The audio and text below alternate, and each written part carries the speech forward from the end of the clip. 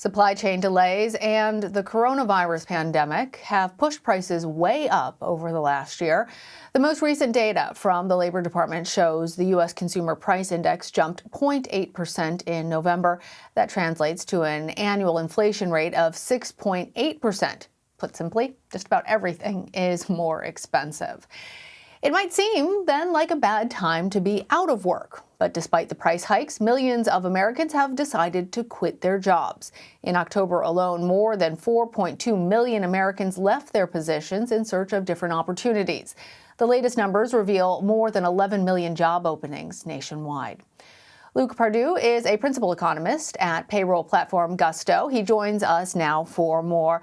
Good to have you on the show. So tell us, inflation, it's up. The cost of living, it's up. And yet millions of Americans are still quitting their jobs each and every month. I think there's a lot of us that are just wondering, how can so many people afford not to work at this given time? Well, first of all, thank you for having me, Lana. It's great to be on and talk about both of these important and timely topics. And you're exactly right. Government reports estimate that about 4.2 million workers in September quit their jobs, which is a number we haven't seen since the government started tracking this data in early 2000. And at Gusto, we are a payroll and benefits platform serving over 200,000 small and medium-sized businesses across the country. And we can actually track this worker quits data among businesses that use our platform at a more granular level and in real time to paint a picture of what many are calling the Great Resignation. And what we're seeing first is that these quits, workers who are leaving their jobs, are concentrated in service sector industries, which have been dealing with almost 2 years of this pandemic, and workers are likely now feeling burnt out and a little exhausted. And then second, we can also actually look at quits by gender to try and see what the dynamics are between men and women quitting their jobs. And we've seen that on Gusto's platform, women have consistently been quitting work at higher rates relative to men throughout the pandemic. In August of 2021, this past August, the gender gap in quits was 1.1 percentage points, which is significant. And just as women have borne the brunt of this recession in terms of the types of jobs that they work in and the caregiving responsibilities that they have had to add to their plate, they're leading this Great Resignation as well. Finally, I'll say that Gusto can also offer a real-time update. Looking in November and December, we see that this Great Resignation is continuing. It might not be reaching new record highs, but these numbers are elevated relative to prior years still. And so the Great Resignation is a trend that's here to stay. Now, to your question about where these workers are going, we might term this Great Resignation actually a great realignment or a great reallocation, because a lot of these workers are just reevaluating the types of jobs that they want to do. And we might be able to parlay this tight labor market into strong wage gains, which, to your point, can counter the inflation that is eating up a lot of their paychecks. Yeah, so let me just be clear on that. When you're looking at this data, are people taking a break to look for better jobs, or how many of them are just quitting with no expectation of returning to work at all?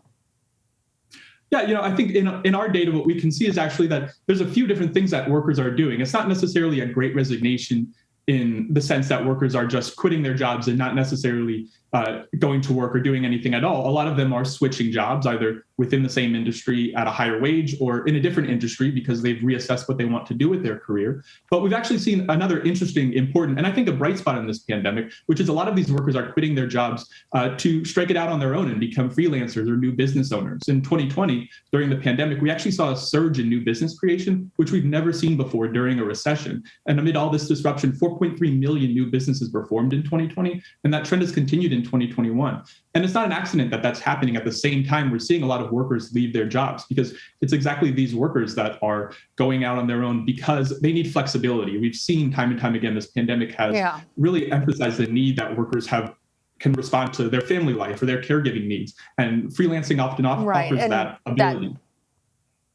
Right. That makes sense then, given what we've heard, particularly with your data about the 1.1% discrepancy when it comes to gender in terms of resignation, and women obviously more often being the primary caregivers, feeling more of a need to do that. But I'm just wondering, Luke, so if a lot of these people are creating their own businesses, what does it mean to the economy overall that there's so many people that are choosing to leave the workforce at the same time, even if some of them are striking off in their own direction?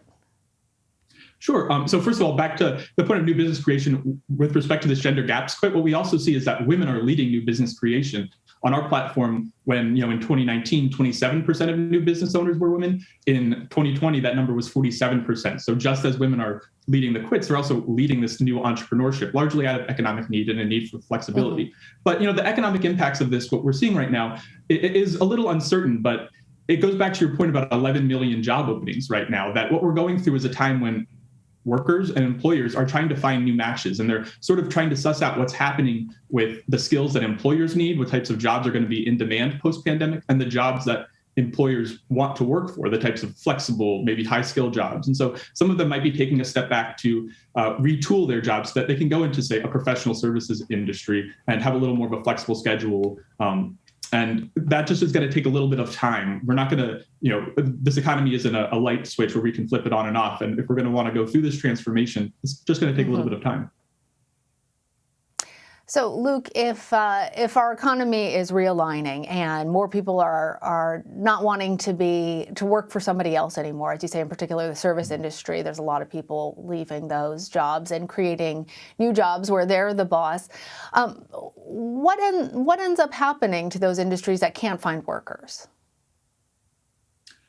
Well, employers in those industries are pulling out all of the stops right now to attract new employees. What we've been seeing is that on Gusto's platform, wages in the service sectors, where job openings are the highest and quits are at the highest rate, have been rising the fastest. From January to this November, wages have been rising from $16 an hour to $19 an hour, which is the fastest in any sector that we've seen. And also on our platform, we can track bonuses that employers are having to work hard to both attract and retain new talent. And the average size of a bonus in November of 2021 was almost $1,700, which is more than the $500 that it was in November of 2020. The average size almost tripled. And so employers are having to work hard in terms of financial incentives to attract new workers.